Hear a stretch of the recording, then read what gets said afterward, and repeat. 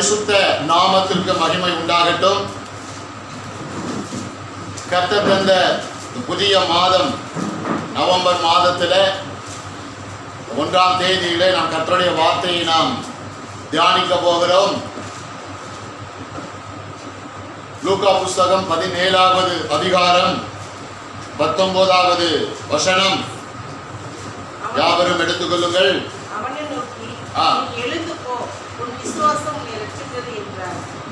அவனை நோக்கி நீ எழுந்து போ, உன் விசுவாசம் உன்னை ரட்சித்தது என்றார். எல்லாரும் கவனிங்க, சம்பவம் என்ன பாருங்க. 10 குஷ்ட ரோகிகள் யார்கிட்ட வர்றாங்க?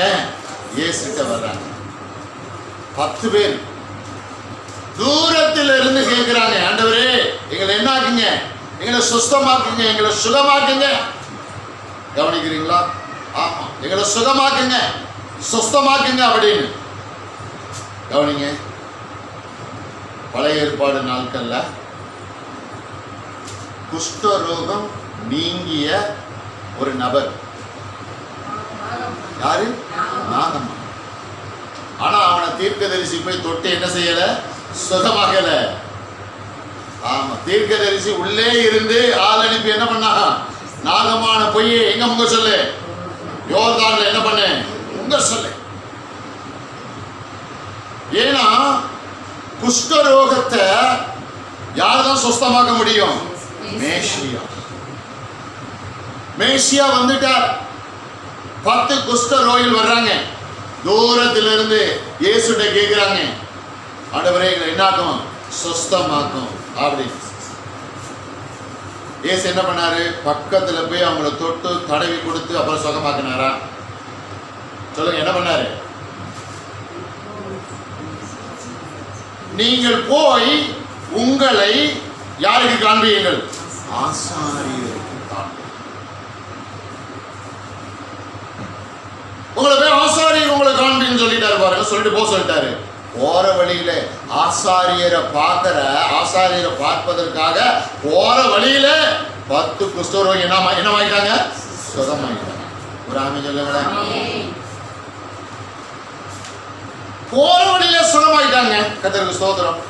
இப்போ ஒரு கேள்வி, இந்த 10 குஷ்டரோகிய ஆசாரியனை போய் ஏன் பார்க்க சொன்னாரு? மோசே நியாயப்பிரமாண புஸ்தகத்தின்படி ஒரு குஷ்டரோகம் நிறைந்த ஒரு மனிதன் சுகமாகி விட்டால் அவனை போய் யாருக்கு காட்டணும்?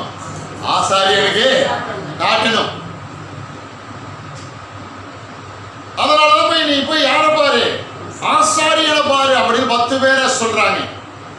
10 பேரை பார்த்து இயேசு சொல்றாரு. அவங்க போற வழியில சுகத்தை என்ன செய்தார்கள்? பெற்றுக்கொண்டார்கள். ஒரு ஆமென் சொல்லுவாங்க. போற வழியில இயேசு போய் அவங்களை தொடல, அவங்களுக்காக ஜெபிக்கல.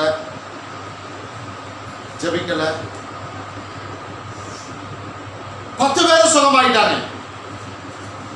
இந்த 10 பேர்ல ஒரே ஒரு நபர் மறுபடியும் யாரை தேடி வர்றா? இயேசுவை. நீங்க எத்தனை பேர் இயேசுவை தேடி வர விரும்புறீங்க? நீங்க இயேசுவை தேடி வந்த நீங்க எல்லாரும் யாரு தெரியுமா? பாக்கியவான்கள். எத்தனை ஆமென் போறீங்க இல்லையா? 10 பேர் சுகத்தை பெற்றுக்கொண்டாங்க.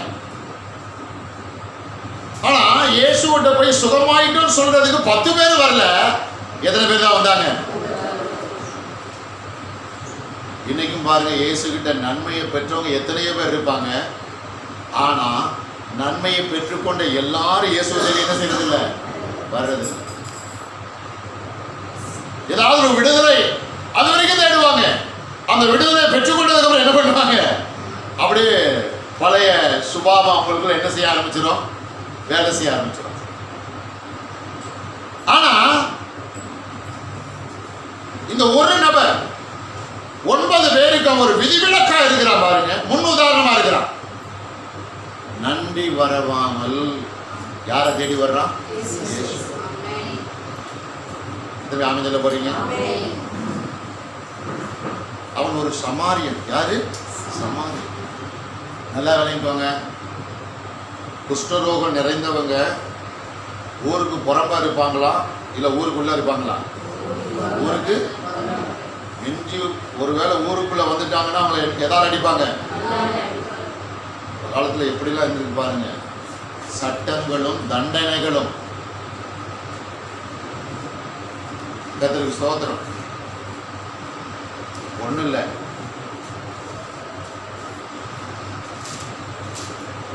ஜனங்களோடு பழங்கின ஒரு நபரை ஒரு வீட்டுக்குள்ள ஒரு நாள் முழுவதும் போட்டு அடைச்சி வச்சுட்டு அந்த ஆளுக்கு எப்படி இருக்கும்? அந்த ஆளை கூப்பிட்டு பாருங்க, கூப்பிட்டு எப்படியா இருந்தது? ஐயோ என்னங்க இது, தனியா இருக்க முடியாதுங்க, தனியா இருக்க கஷ்டங்க. அப்ப பாருங்க, இவங்கெல்லாம் எத்தனையோ நாட்கள், எத்தனையோ மாதங்கள், எத்தனையோ வருடங்கள் எங்க இருக்கிறாங்க? ஊருக்கு எல்லா வசதி இருக்குமா? ஊருக்கு புறம்ல ஒன்றும் இருக்காது. அவங்க வீட்டில் போய் யாராவது வேலை என்ன பண்ணுவாங்க? தூரத்துலேருந்து என்ன வச்சுட்டு வருவாங்க? சாப்பாடு வச்சுட்டு வருவாங்க. சாப்பிட்டுட்டு அங்கேயே கிடக்க வேண்டியதான், செத்தாலும் அங்கேயே தான் ஜாக வேண்டியதான். எப்படியாப்பட்ட வாழ்க்கை, எப்படியாப்பட்ட இடத்துல இருந்து, எப்படியாப்பட்ட வியாதியில இருந்து இப்போ கர்த்தர் என்ன பண்ணியிருக்கிறாரு? சுகமாக்கி. ஒரு ஆமென் சொல்லுங்க. சுகமாக்கி இருக்கிறார். 9 பேருக்கு நன்றி இல்லை, ஆனா ஒருத்தருக்கு மட்டும் என்ன இருக்கு? நீங்க எத்தனை பேர்? நீங்க யார் சொல்ல போறீங்க? அந்த ஒரு நபர் தான். யாரு? கையை உயர்த்தவே இல்லையா? அப்படியே மண்டையை ஆட்டிக்கிட்டு இருக்கீங்க. நான் என்ன கதையா உங்களுக்கு சொல்லிட்டு இருக்கேன்? அந்த நபர் தான் யாரு? நான் சொல்லணும். ஒரு ஆமென் சொல்லுங்க. அந்த நபர் தான் நான். கடந்த அக்டோபர் மாதம் முழுவதும் கர்த்தர் செய்த நன்மை நான் என்ன செய்யல? மறக்கல. கர்த்தர் கொடுத்த ஆசீர்வாதங்களை மறக்கல. அவர் எப்படி தேவையை சந்தித்தார்? மறக்கல. என்னை எப்படி ஆபத்திலிருந்து என்னை விளக்கினார்? மறக்கல. ஒரு ஆமென் சொல்லுங்க. அவன் நினைச்சிருப்பான், ஒரு நபர் நினைச்சிருப்பான், நான் ஊருக்கு போறப்ப எப்படி இருந்தேன், தனிமையில எப்படி இருந்தேன், இந்த குஷ்டரோகத்துடைய வேதனையில், அந்த வியாதியுடைய வேதனை நான் எப்படி இருந்தேன் இல்லையா? ஒரு நொடியில இயேசு என்ன பண்ணிட்டாரு? சுகமாக்கிட்டார். ஒரு ஆமென் சொல்லுங்க. அவரை நான் வாழ்நாள் முழுவதும் என்ன செய்யக்கூடாது? மறக்க. அல்ல, நம்ம மக்களுக்கு பாருங்களேன், இயேசுநாதர் பல லட்சம் நன்மை செஞ்சிருப்பார். எத்தனை லட்சம்? ஒரு நன்மை நடக்காம இருக்கும், எல்லாத்தையும் என்ன பண்ணிடுவாங்க? பல லட்சம் நன்மையும் மறந்து பாருங்க. இயேசுநாதர்கிட்ட கேள்வி கேட்க ஆரம்பிச்சிருவாங்க, முறுமுறுக்க ஆரம்பிச்சிருவாங்க, சர்ச்சுக்கு வரமாட்டேன்னு சொல்லுவாங்க. நன்றாக விளங்கிக் கொள்ளுங்கள், உங்கள் இருதயம் செயல்படுவது போல மனது என்ன செய்யாது? செயல்படாது. மனம் எப்போதும் தேவனுக்கு எதிராக எதிர்த்து நிற்க முயற்சி பண்ணும். அதனாலதான் மனதுக்கு என்ன தேவை? பயிற்சி. புரியுதா உங்களுக்கு? அப்ப இந்த கீழ்ப்படியாத மனதை என்ன செய்யணும்? கீழ்ப்படிய வைக்கணும். சுகத்தை பெற்றுக்கொண்டவர்கள் 10 பேர், 9 பேருடைய மனம் என்ன செய்யல? கீழ்ப்படியில. பாருங்க, கர்த்தர் கொடுத்த விடுதலைய, ஆரோக்கியத்தை சாதாரணமா என்ன பண்ணிட்டாங்க? நினைச்சிட்டு போயிட்டாங்க. நீங்க உங்க எத்தனை பேர் உங்க ரட்சிப்பை பெருசா நினைக்கிறீங்க? ஒரு நபர் பாருங்க, கர்த்தர் கொடுத்த அந்த சுகத்தை, அந்த விடுதலைய உயர்வா நினைச்சான். இப்போ மனது அவன் இருதயத்துக்கு என்ன செய்ய ஆரம்பிச்சிருச்சு? கீழ்ப்படிய ஆரம்பிச்சு. ஒரு ஆமென் சொல்லுங்களேன். மனது அவன் இருதயத்துக்கு கீழ்ப்படிஞ்ச உடனே அவன் யாரை தேடி வர்றான்? இயேசுவை தேடி வர்றான். ஒரு ஆமென் சொல்லுங்களேன். இயேசுவை தேடி வர்றான். பாருங்க, இயேசுவை தேடி வர்றான். கர்த்தருக்கு பிரியமான தேவ ஜனமே, இங்க கவனிங்க. லூக்கா புஸ்தகம் 17வது அதிகாரம் 16வது வசனத்தை பாருங்க. அவருடைய பாதத்தருகே முகங்குப்புற விழுந்து அவருக்கு ஸ்தோத்திரம் செலுத்தினான். அவன் சமாரியனாய் இருந்தான். அடுத்த வசனமா வாசிங்க. அப்பொழுது இயேசு சுத்தமானவர்கள் 10 பேர் அல்லவா? மற்ற 9 பேர் எங்கே? தேவனை மகிமைப்படுத்த. போதும். சுகமானவங்க எத்தனை பேரு? 10 பேரு. ஒரு ஆள் தான் வந்திருக்கிறான். 9 பேரு எங்கே? தேவனுடைய ரட்சிப்பை சாதாரண நினைச்சிட்டு போயிட்டாங்க. தேவன் கொடுத்த விடுதலையை சாதாரண நினைச்சிட்டாங்க. இக்கட்டான நேரத்தில் கர்த்தர் உதவி செஞ்ச சாதாரண நினைச்சிட்டு போயிட்டாங்க, மறந்துட்டாங்க. ஆனா ஒரு நபர் என்ன செய்யல? மறக்கல. மறுபடியும் சொல்றேன், அந்த நபர் தான் நீங்க. ஒரு ஆமென் சொல்லுங்க. அந்த நபர் தான் நீங்க.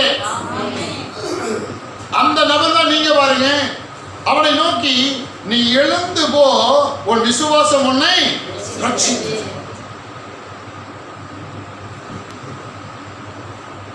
உன் விசுவாசம் உன்னை என்ன பண்ணி இருக்குது? ரட்சித்து இருக்கிறது. ஒரு ஆமென் சொல்லுங்க. என் மேல நீ வச்ச விசுவாசம் தான் மறுபடி என்னை தேடி கொண்டு வந்திருக்குது. ஆமென் சொல்லுங்க. என் மேல நீ வச்ச விசுவாசம் உன்னை கண்டிப்பா என்ன பண்ணும்? உயர்த்தும். ஒரு ஆமென் சொல்லுங்க. என் மேல நீ வச்சிருக்கிற விசுவாசம் உன்னை ஆசீர்வதிக்கும். ஒரு ஆமென் சொல்லுங்க. அதனாலதான் நீங்க உங்க விசுவாசத்தை யார் மேல வைக்கணும்? சொல்லுங்க சொல்லுங்க. யார் மேல வைக்கணும்? ஏதோ ஒரு மனிதன் மேல மனுஷன் மேல வைக்க கூடாது. யாராவது நம்ம உதவி செய்யறவங்க இருக்கிறாங்கன்னா அவங்க மேல போய் விசுவாசத்தை வைக்க கூடாது. எப்போதும் உங்களுக்கு எனக்கு ஜீவ ஊற்றி யார்? ஆண்டவராகிய இயேசு. இல்லையா? எப்போதும் நம்ம விசுவாசத்தை யார் மேல வைக்கணும்? கர்த்தர் மேல வைக்கணும். ஒரு ஆமென் சொல்லுங்களேன். எப்போது விசுவாசத்தை அவருடைய வசனத்தின் மேல வைக்கணும், ஒரு வார்த்தையின் மேல வைக்கணும். பாருங்க, கர்த்தருக்கு ஸ்தோத்திரம். அதனால எழுந்து போ, உன் விசுவாசம் உன்னை ரட்சித்தது. ஆமென் அல்லேலூயா. நல்லா விளைக்கோங்க. ஆண்டவரை பிரியப்படுத்தணும் அப்படின்னா என்ன தேவை? சொல்லுங்க, சத்தமா சொல்லுங்க. கர்த்தரை பிரியப்படுத்தணும்னா என்ன தேவை? சொல்லுங்க, என்ன தேவை? விசுவாசம். விசுவாசம். நான் ரொம்ப நல்லவங்க, சரி. நான் ரொம்ப நேர்மையான ஆளுங்க, சரி. நம்ம ரொம்ப நீதியான ஆளுங்க, சந்தோஷம். அதெல்லாம் தேவைதான். ஆனா அதை விட என்ன தேவை தெரியுமா? ஒரு ஆமென் சொல்லுங்களேன். உன் விசுவாசம் தான் அவரை என்ன படுத்தும்? பிரியப்படுத்தும். உன் விசுவாசம் தான் அவரை மகிழ்ச்சியாக்கும், சந்தோஷப்படுத்தும். அதான் சொன்னார், உன் விசுவாசம் உன்னை என்ன செஞ்சது? நீ என் மேல வச்ச விசுவாசம், நீ என் வார்த்தை மேல வச்ச விசுவாசம் உனக்கு இப்ப என்ன கொண்டு வந்துரு தெரியுமா? வாழ்வை கொண்டு வந்துரு. ஒரு ஆமென் சொல்லுவோம். அது சாதாரண வாழ்வு அல்ல. என்ன வாழ்வு? நல் வாழ்வு. ஆமென் அல்லேலூயா. ஊருக்கு புறம்பே இருந்த 10 பேர் இப்ப எங்க போவாங்க? ஊருக்குள்ள போவாங்கல்ல, எல்லாரையும் பார்ப்பாங்கல்ல. பார்ப்பாங்களா பார்க்க மாட்டாங்களா? எல்லாரையும் போல வாழ்வாங்களா வாழ மாட்டாங்களா?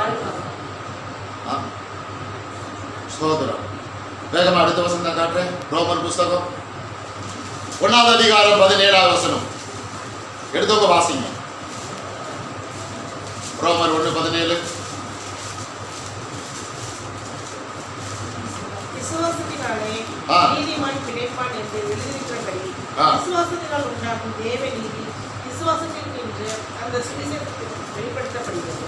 எல்லாம் எடுத்தீங்களா? ரோமர் புஸ்தகம் 1ஆம் அதிகாரம் 17ஆவது வசனம். அந்த வசனத்துடைய முன்பகுதி விசுவாசத்தினாலே நீதிமான். எல்லாரும் ஆமென் சொல்லுங்களேன். இதே வசனம் பழைய ஏற்பாடுல எங்க இருக்குதுன்னா ஆபகுக் 2ஆம் அதிகாரம் 4ஆம் வசனம். குறிச்சுக்கோங்க, அங்க போக சொல்லல. விசுவாசத்தினாலே நீதிமான். நீங்கெல்லாம் யாரு? சத்தமா சொல்லுங்க. நீதிமான் சத்தமா வரணும். கையை வைத்து சொல்லுங்க. நீங்க யாரு? நீதிமான். உங்க கிரியைகளினால நீங்க யாரா மாறல? நீதிமான்களா மாறல. கர்த்தர் உங்க மேல வச்சு கிருபையினால நீங்க யாரா இருக்கிறீங்க? நீதிமான. புரிஞ்சு ஒரு ஆமென் சொல்லுங்க. உங்க திறமையினால நீங்க யாராகல? நீதிமான. உங்க படிப்புனால நீங்க யாராகல? நீதிமான. கர்த்தர் உங்க மேல வச்சிருக்க தயவு இரக்கத்தினால நீங்க யாரா இருக்கிறீங்க? ஒரு ஆமென் சொல்லுங்க. அந்த நீதிமான் விசுவாசத்தினால என்ன செய்வான்? பிழைப்பான். ஒரு ஆமென் சொல்லுங்க. கர்த்தர் மேல வைக்கிற விசுவாசம், கர்த்தருடைய வார்த்தையின் மேல வைக்கிற விசுவாசம், கர்த்தருடைய அதிசயத்தின் மேல, அற்புதத்தின் மேல, அவருடைய கிரிகளின் மேல வைக்கிற விசுவாசம், கர்த்தருடைய நடத்துதல் மேல வைக்கிற விசுவாசம் பிழைப்பான். ஆமென் சொல்ல போறீங்க? ஆமா, பிழைப்பான். பிழைப்பான். பிழைப்பான்னா என்ன? எப்படி விளங்கிக் கொள்ளலாம்? சும்மா சும்மா வாழ மாட்டான். எப்படி வாழ்வான்? நீங்களே எப்படி வாழ்றீங்க? பக்கத்துல பார்த்து சொல்லுங்க. நீங்க நல்லா வாழ்றீங்க. நீங்க நல்லா வாழ்றீங்க. நீங்க நிறைவா வாழ்றீங்க. நீங்க நிறைவா வாழ்றீங்க. நீங்க அழகா வாழ்றீங்க. ஆமென். ஹல்லேலூயா. இல்லையா? கர்த்தருக்கு ஸ்தோத்திரம். மார்க்கு புஸ்தகம் 9வது அதிகாரம் 23வது வசனத்தை எடுத்துக்கொள்வோமா? மார்க்கு 9:23.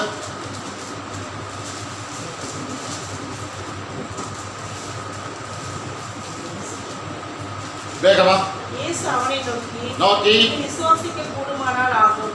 விசுவாசிக்கிறவனுக்கு எல்லாம் கூடும் என்றார். எல்லாம் எடுத்துட்டீங்களா? மார்க் 9:23. இயேசு அவனை நோக்கி நீ விசுவாசிக்க கூடுமானால் ஆகும். விசுவாசிக்கிறவனுக்கு எல்லாம் பாருங்க. ஒரு வாலிபன் அவனோட ஒரு அசுத்தாவி என்ன பண்ணுது? பிடிக்கும் பொழுது அவனுக்கு ஒரு என்ன வந்தது? ஒரு வலிப்பு மாதிரி வந்து சில வேளை தண்ணீரிலும் சில வேளை தீயிலும் விழுந்துடுறான். தகப்பன் வந்து பாருங்க இயேசுநாதர்கிட்ட முறையிடுறாரு. அந்த அசுத்தாவியை உங்களை சீசர்களை துரத்த சொல்லி நான் கேட்டுக்கொண்டே அவங்களால முடியாம போயிருச்சு. நீங்க என்ன பண்ணுவீங்க? பேய் ஓடலைன்னா, நீங்க துரத்தி பேய் ஓடலைன்னா என்ன பண்ணுவீங்க? கொஞ்சம் இருங்க, யாருக்கு போன போடுறேன் சொல்லுங்க. அப்படியா? எங்க பாஸ்டருக்குள்ள இருக்கிற ஆவியானவர் எனக்குள்ள அமைஞ்சல போறீங்க. எங்க பாஸ்டர் துரத்தினாலும் பேய் என்ன பண்ணும்? ஓடும். நான் துரத்தினாலும் பேய் என்ன பண்ணும்? ஓடும். ஆமென் சொல்ல மாட்டீங்களா? கர்த்தருக்கு ஸ்தோத்திரம். அதனால இயேசுநாதர் வந்தோம்னா சொல்றான். இயேசு சொல்றாரு, நீ விசுவாசிக்க கூடுமானால் ஆகும், விசுவாசிக்கிறவனுக்கு எல்லாம்.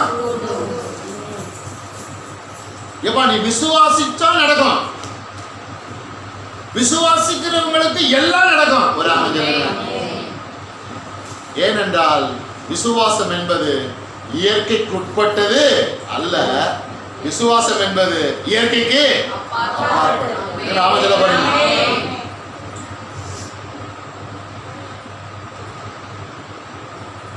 நல்லா நினைக்கோங்க. நீங்க விசுவாசிக்கணும்னா, விசுவாசத்தினால உங்களுக்கு நன்மை நடக்கணும், அற்புதம் அதிசயம் நடக்கணும்னா நீங்க யார போல மாறிடணும்?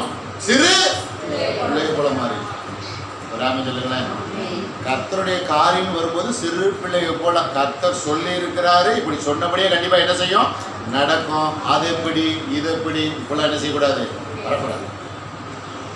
அறிவு என்ன உண்டாக்கும்? சத்தமா சொல்லுங்க. அறிவு என்ன உண்டாக்கும்? விருமாப்பு. அன்போ பக்தி. அறிவு உன்னை தேவனை விட்டு தூரமாய் கொண்டு போகும். அன்பு உன்னை என்ன பண்ணும்? தேவனிடத்துல நெருக்கமா கொண்டு போகும். அமைச்சல போறீங்க சொல்றாரு பாருங்க. இயேசுவை பார்த்து நீ விசுவாசிக்க கூடுமானால் ஆகும். அப்ப அவன்கிட்ட கொஞ்சம் விசுவாசத்துல என்ன இருக்குது? பிரச்சனை இருக்கு. யாருக்காவது விசுவாசத்துல பிரச்சனை இருக்கா? அதுதான் தடை முன்னேற்றத்துக்கு, உயர்வுக்கு, மேன்மைக்கு. இப்ப நீங்க அடைஞ்சிருக்கிற உயர்வு, மேன்மை இதெல்லாம் போதாது இல்லையா? போதுமா? போதுமா? போதாது. அப்ப இன்னும் நம்ம விசுவாசத்தை என்ன பண்ணணும்? சரி பண்ணணும். இது அமைஞ்சல போறீங்க. இன்னும் விசுவாசத்தை என்ன பண்ணணும்? சரி பண்ணணும். நீங்க விசுவாசத்தை இன்னும் சரி பண்ண, விசுவாசத்துல இன்னும் பலப்பட, விசுவாசத்துல இன்னும் நீங்க செயல்பட காது வழியா என்ன கேட்கணும்? சொல்லுங்க. காது வழியா என்ன கேட்கணும்? ஆமா, சூரியன் எஃப்எம் போட்டு விட்டு என்ன பண்ணணும்? அதெல்லாம் கேட்கணும். இல்லைன்னா சாயந்தரம் 5 மணிக்கு ஆரம்பிக்கிற சீரியல் நைட்டு 11 மணிக்கு என்ன செய்யணும்? கேட்கணும். அப்படின்னா என்ன கூடிடும்? சொல்லுங்க. என்ன கூடும்? ஏன்னா சில வீட்டுக்குள்ள விசுவாசி வீட்டுக்குள்ள போகும்போது என்ன பார்த்தாலும் நான் என்ன இயேசுநாதரா? நானா ரட்சகர்? உங்களுக்குள்ள ஆவியானவர் இருக்கிறார். எப்போதும் அந்த எண்ணம் தேவனுக்கு பிரியமா நடக்கணும். தேவனுக்கு பிரியமான காரியத்தில் ஈடுபடக்கூடாது. கொஞ்ச நேரம் கிடைச்சாலும் வார்த்தையோட என்ன செய்யணும்? பழகணும். கொஞ்ச நேரம் கிடைச்சாலும் வார்த்தையை என்ன செய்யணும்? கேட்ட செய்தியை மறுபடி இல்லையா? கேட்கணுமா வேணாமா? கொஞ்ச நேரம் கிடைச்சாலும் உடனே எதை கேட்கணும்? வார்த்தையை கேட்கணும். கொஞ்ச நேரம் கிடைச்சாலும் வசனத்தை கேட்கணும். கொஞ்ச நேரம் கிடைச்சாலும் நல்ல பிரசங்கங்களை கேட்கணும். ஒரு ஆமென் சொல்லுவாமா? அப்பதான் உங்களுக்குள்ள என்ன வேலை செய்யும்? விசுவாசம். இது ஆமென் சொல்ல போறீங்க? ஏன்னா விசுவாசிக்கிறவனுக்கு தான் எல்லாம் கூடும். விசுவாசிக்கிறவனுக்கு எல்லாம் கூடும்.